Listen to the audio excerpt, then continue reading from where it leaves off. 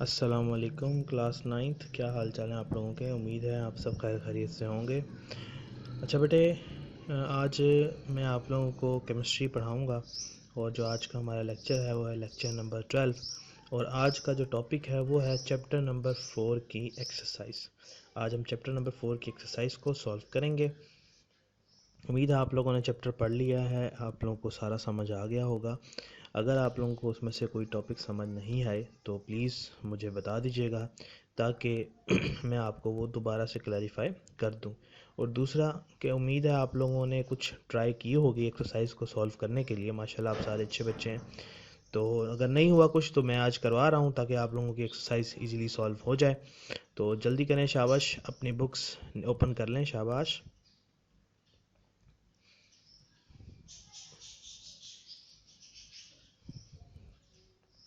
अच्छा बेटे, आप लोगों ने उम्मीद है आप लोगों ने बुक्स निकाल ली, एक्सरसाइज ओपन कर ली होगी। तो एक्सरसाइज को सॉल्व करते हैं हम। सबसे पहले हमारे पास हैं मल्टीपल चॉइस क्वेश्चंस, जिसमें देखिए सबसे पहला एमसीक्यू है atoms react with each other because. कहता है एटम्स आपस में रिएक्ट करते हैं क्यों। किसी को आता है आंसर?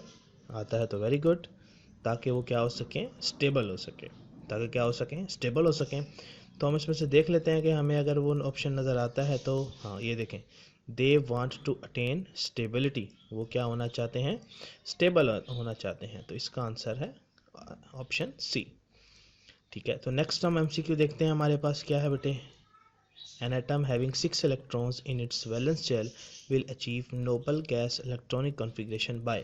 कहता है एक एटम है, उसके आखिरी शेल में यानी वैलेंस शेल में 6 इलेक्ट्रॉन्स हैं, तो वो नोबल गैस की इलेक्ट्रॉनिक कॉन्फ़िगरेशन कैसे हासिल कर सकता है। कितने आपको याद हो तो ऑक्टेट रूल और डुप्लेट रूल। ठीक है, अब तो उसके बच्चे हैं तो ये डुप्लेट तो नहीं कर सकता ना। ऑक्टेट करेगा मतलब 8 इलेक्ट्रॉन करेगा, तो वो कैसे करेगा, 2 इलेक्ट्रॉन गेन करके। Very good. तो अब देख लेते हैं इसमें, ये देखें ये ऑप्शन सी है इसका भी, गेनिंग 2 इलेक्ट्रॉन्स। ठीक हो गया बेटे। अच्छा जी, नेक्स्ट देखते हैं। कैसे consider the electronic configuration of an atom which atom with the given atomic number will be the most stable one. कहता है कि ये आपको इलेक्ट्रॉनिक कॉन्फ़िगरेशंस दी हुई हैं, इनमें से आप देख के बताएं कौन सा सबसे ज़्यादा स्टेबल होगा। स्टेबल मतलब किसका ऑक्टेट या डुप्लेट कंप्लीट होगा। तो अगर हम देखें तो इसमें से डुप्लेट वाला तो कोई नहीं है, तो ऑक्टेट कंप्लीट होगा। तो ऑक्टेट की बात करें तो हमारे पास सबसे पहला जो होता है 1s, उसमें 2 आते हैं, तो 2 आ गए। उसके बाद 2s2 2 आ गए, 2p2 2 आ गए। लेकिन जो आखिरी शेल अगर आप देखें 2s2 2p6 होना चाहिए, तो इसमें तो 6 नहीं बनते, है ना। अच्छा जी, अब 8 को करेंगे आप तो p में 4 आ जाएंगे, तो फिर भी नहीं 6 बन रहा है। उसके लिए फिर आप इस 10 पे जाएंगे, तो 10 की अगर आप इलेक्ट्रॉनिक कॉन्फ़िगरेशन करेंगे तो आप देखेंगे कुछ इस तरह होगी, 1s2 2s2 2p6। तो आखिरी शेल में अगर आप देखें 2s2 2p6 8 इलेक्ट्रॉन है, ऑक्टेट कंप्लीट है, तो ये वाला सबसे ज़्यादा क्या है, स्टेबल है। अच्छा जी, नेक्स्ट है ऑक्टेट रूल इज, क्या होता है ऑक्टेट रूल, अटेनिंग 8 इलेक्ट्रॉन्स। तो ये देखें ये डी ऑप्शन है इसमें, अटेनिंग 8 इलेक्ट्रॉन्स। नेक्स्ट है बेटे, transfer of electron between atom result in. कहता है कि जो एक एटम से दूसरे एटम में जब इलेक्ट्रॉन जाता है तो हमारे पास क्या बनता है। तो अगर आप पीछे से याद करें तो बॉन्ड्स में तो कौन सा बॉन्ड होता है ऐसा, आयनिक बॉन्ड। तो इसमें देखे है metallic bond, covalent bond, yes there it is, ionic bonding, शाबाश। अच्छा जी, अब नेक्स्ट देखें। कहता है when an electronegative element combines with the electropositive element the type of bonding is. कहता है कि एक इलेक्ट्रोनेगेटिव एलिमेंट है, ऐसा एलिमेंट जिस पे नेगेटिव चार्ज है, और ऐसा एलिमेंट जिस पे इलेक्ट्रोपॉजिटिव पॉजिटिव चार्ज है, उसके अंदर बॉन्डिंग कौन सी होगी। तो आप याद करें आयनिक बॉन्ड, जब इलेक्ट्रॉन एक से निकल के दूसरे में जाता है तो दोनों पे क्या आ जाता है, माइनस और प्लस चार्ज आ जाता है, तो वो कौन सा होगा, आयनिक होगा। अब कुछ बच्चे के जहन में ये सवाल आ रहा होगा इस एमसीक्यू पे कि सर जो कोवेलेंट बॉन्ड होता है उसके अंदर स्पेशली पोलर कोवेलेंट बॉन्ड, इसमें भी तो पॉजिटिव और नेगेटिव होता है। बेटा बिल्कुल ठीक, पॉजिटिव और नेगेटिव होता है, लेकिन वो पॉजिटिव और नेगेटिव पार्शियल होता है, कंप्लीट नहीं होता। यानी वो इलेक्ट्रो पॉजिटिव और इलेक्ट्रो नेगेटिव नहीं कह सकते हमको, पार्शियल पॉजिटिव और पार्शियली नेगेटिव कहते हैं।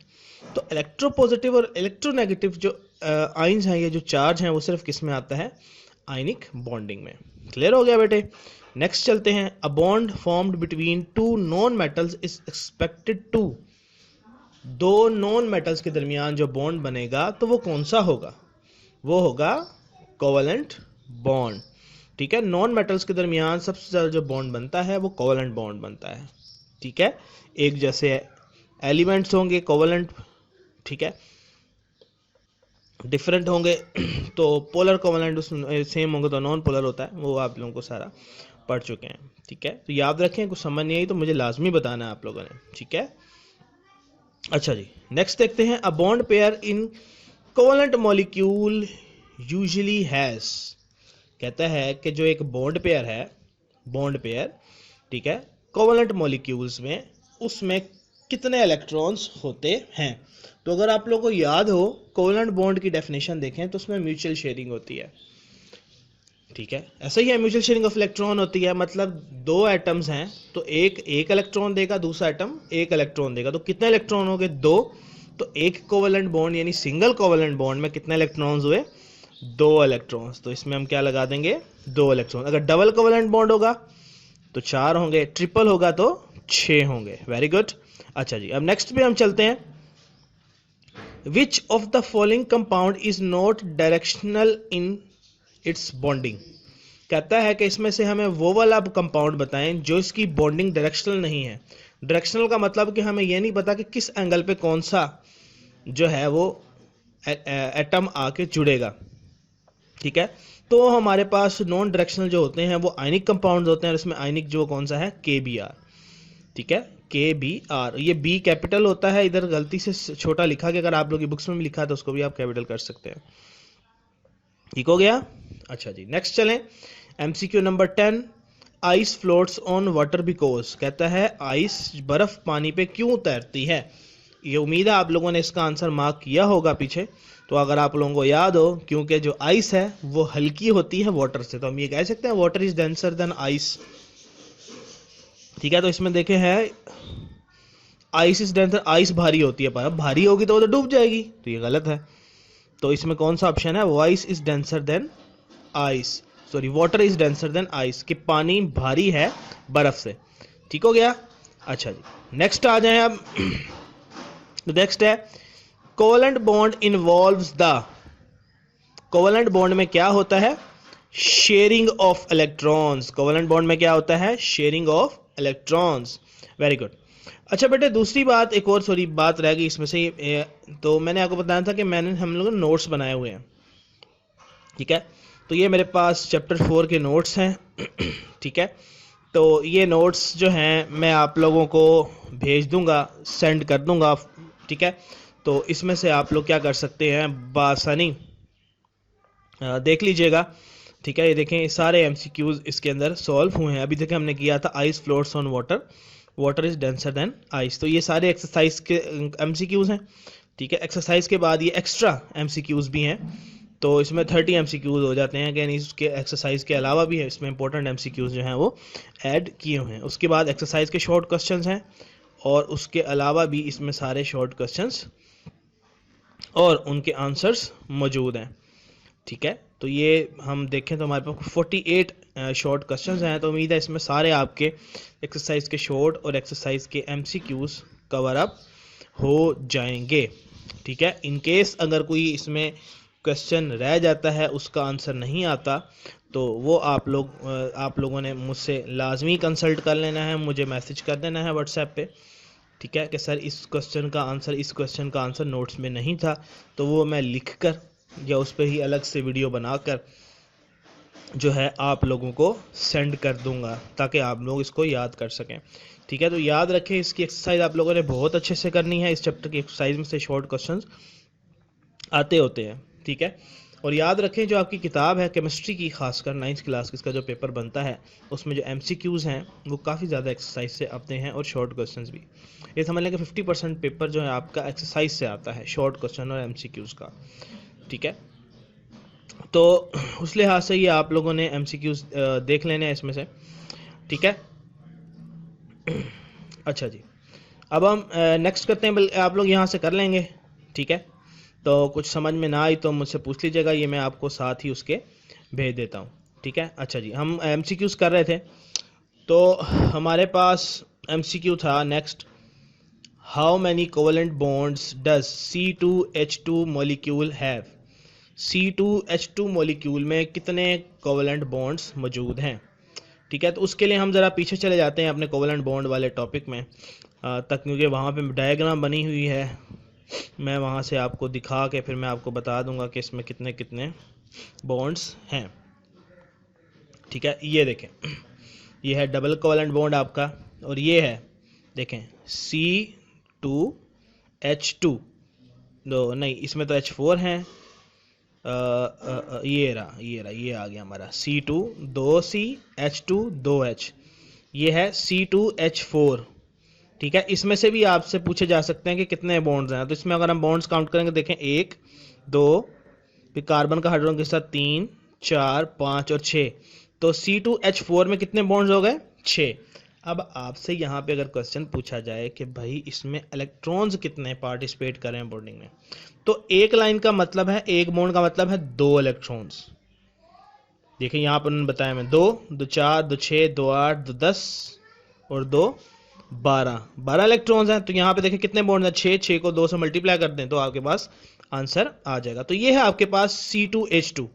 तो इसमें हम बॉन्ड्स काउंट करें 1 2 3 4 और 5। C2H2 में कितने बॉन्ड्स हैं, 5, और इलेक्ट्रॉन्स कितना हिस्सा ले रहे हैं बॉन्डिंग में, तो 2 5 10, ठीक है। तो वापसी हम अपनी एक्सरसाइज पे आ जाते हैं और हम वहाँ पे निशान लगा लेते हैं, ठीक है। तो जल्दी से आप लोग शाबाश निशान लगा लें कि C2H2 मॉलिक्यूल में कितने कोवेलेंट बॉन्ड्स हैं, 5। अच्छा जी, कहता है triple covalent bond involves how many electron. Triple covalent bond में कितने इलेक्ट्रॉन्स होते हैं, तो मैंने कहा एक बॉन्ड 2 इलेक्ट्रॉन के बराबर है, तो ट्रिपल बॉन्ड है, 3 बॉन्ड है, तो कितने इलेक्ट्रॉन हो गए, 6। Very good. अच्छा जी, नेक्स्ट है हमारे पास, कहता है which pair of molecule has same type of covalent bonds. कहता है इनमें से कौन सा पेयर है उसमें जो बॉन्ड्स हैं वो एक तरह के हैं, सेम टाइप्स हैं उनकी बॉन्ड्स की, ठीक है। तो हम देखते हैं इसको। तो देखें बेटा, सबसे पहले है हमारे पास O2। तो O2 में आपको पता है डबल कोवेलेंट बॉन्ड होता है, ठीक है। दोनों में 6 इलेक्ट्रॉन है आखिरी शेल में, तो 2 इलेक्ट्रॉन शेयर करते हैं। अब HCl में सिंगल होता है, तो ये तो गलत हो गया। अब यहाँ पे देखें तो O2 में 2 हैं, लेकिन N2 में ट्रिपल होता है, तो ये भी नहीं है, सेम नहीं हुआ ना, एक में 3 है तो दूसरे में 2 है। अच्छा जी, अब इसमें देखें O2 में कितने हैं, 2 होते हैं, डबल बॉन्ड होता है। तो C2H4 अभी पीछे हमने देखी थी, डबल कोवेलेंट बॉन्ड था, तो ये वाला हमारा क्या है, राइट ऑप्शन है, ठीक है, क्योंकि C2H2 में ट्रिपल कोवेलेंट बॉन्ड आ जाता है, तो ये हमारा राइट ऑप्शन है। अच्छा जी, उसके बाद नेक्स्ट आ जाए, identify the compound which is not soluble in water. पानी में कौन सा कंपाउंड सॉल्युबल नहीं होगा, तो वो पोलर कंपाउंड होते हैं हमारे पास में। पोलर हमारे पास लिखा हुआ है शुरू में ही, बेंजीन, C6H6 बेंजीन। इसके आगे लिखे भी लें, C6H6 को क्या कहते हैं, बेंजीन कहते हैं, ठीक है। अच्छा जी, उसके बाद नेक्स्ट है हमारे पास, which one of the following is an electron deficient molecule. कहता है इनमें से कौन सा जो मॉलिक्यूल है इलेक्ट्रॉन डेफिशिएंट है, मतलब किसमें इलेक्ट्रॉन की कमी है। तो अगर आप लोगों को याद हो कोऑर्डिनेट कोवेलेंट बॉन्ड, तो ये उसके अंदर हमें मिलेगा, तो हम उसको निकाल के वहाँ से मैं आपको दिखा के बता देता हूँ, ताकि आप लोगों को मेमोराइज, आपकी मेमोरी में फीड हो जाए, मेमोराइज रहे। अच्छा जी, ये देखें, ये NH3 BF3, तो यहाँ से इलेक्ट्रॉन BF3 के पास आ रहे हैं, तो BF3 क्या है, इलेक्ट्रॉन डेफिशिएंट है, यानी B जो है इसको इलेक्ट्रॉन्स की कमी है, तो इसलिए अमोनिया NH3 ने 2 इलेक्ट्रॉन इसको डोनेट किए और कोऑर्डिनेट कोवेलेंट बॉन्ड बना। ठीक हो गया बेटा। अच्छा जी, तो अब हम आगे चलते हैं नेक्स्ट MCQ की तरफ। तो अगला MCQ है अच्छा ये हो गया हमारे पास ये वाला, हाँ, identify which pair has polar covalent bond. कहता है इनमें से बताएं किसमें पोलर कोवेलेंट बॉन्ड मौजूद है। ठीक है, which has polar covalent bonds, तो इसमें से हमने देख के बताना है कि पोलर कोवेलेंट, लेकिन याद रखें क्या लिखा हुआ है, पेयर, यानी दोनों में क्या होना चाहिए, कोवेलेंट बॉन्ड होना चाहिए, लेकिन कौन सा होना चाहिए, पोलर। तो पेयर देखना है, तो सबसे पहले जो पोलर कोवेलेंट बॉन्ड है ना बेटा, उसको पहचानने का बड़ा आसान तरीका है। अगर जो एक मॉलिक्यूल के अंदर एटम्स सेम है तो नॉन पोलर कोवेलेंट बॉन्ड होगा, अगर सेम नहीं है तो होगा पोलर कोवेलेंट बॉन्ड। तो ये देखें सेम है तो ये नॉन पोलर है, गलत हो गया। ये डिफरेंट है लेकिन ये पे क्या है, सेम है, तो ये भी नहीं है। अब यहाँ पे अगर हम देखें तो ये क्या है, डिफरेंट है, लेकिन H2 सेम है, तो ये भी नहीं है। यहाँ पे देखें H2O डिफरेंट है, HCl डिफरेंट है, तो ये वाला हमारा क्या होगा, राइट ऑप्शन हो गया। ठीक है, इन दोनों में क्या है, पोलर कोवेलेंट बॉन्ड। अच्छा जी, उसके बाद आगे चलें तो कहता है कि विच one of the following is the weakest force among the atoms. कहता है एटम्स के दरमियान सबसे कमज़ोर फोर्स कौन सी होती है। ठीक है, सबसे वीकेस्ट फोर्स होती है इंटर मोलिकुलर फोर्स। तो इस तरह से बेटे आप लोगों के तमाम एमसीक्यूज सॉल्व हो गए हैं। ठीक है, तो इन एमसीक्यूज को आपने कर लेना है। उसके बाद क्वेश्चन आंसर्स के लिए आप लोगों ने पीछे सारा जो है वो पढ़ लिया है, तो इसके शॉर्ट क्वेश्चन जो हैं वो भी मैंने आपको नोट्स की फॉर्म में दे दिए हैं। उसके अंदर तमाम शॉर्ट क्वेश्चन मौजूद हैं और उम्मीद है आप लोगों ने ये लॉन्ग क्वेश्चन भी मार्क कर लिए होंगे साथ के साथ। और अगर कोई क्वेश्चन आपको उसका आंसर नहीं मिल रहा, ठीक है, कुछ समझ नहीं आ रही, तो आपने प्लीज़ मुझसे मैसेज करके पूछ लेना है और इंशाल्लाह मैं आप लोगों को उस पर गाइड कर दूँगा। ठीक है बेटे, अपना ख्याल रखिएगा, अपनी पढ़ाई पे ध्यान दें, अच्छे से पढ़ें, क्योंकि जैसे ही आपको पता है इस मुसीबत से इंशाल्लाह अल्लाह ताला हमें निकालेंगे तो हमारे पास टाइम कम बच जाएगा, तो हमने इसकी पेपर भी बोर्ड के देने होंगे तो टाइम कम होगा, तो इसलिए साथ साथ तैयारी करते रहें ताकि आपकी पढ़ाई का नुकसान बिल्कुल भी ना हो। ओके बेटे, अल्लाह हाफिज़, अपना ख्याल रखिए।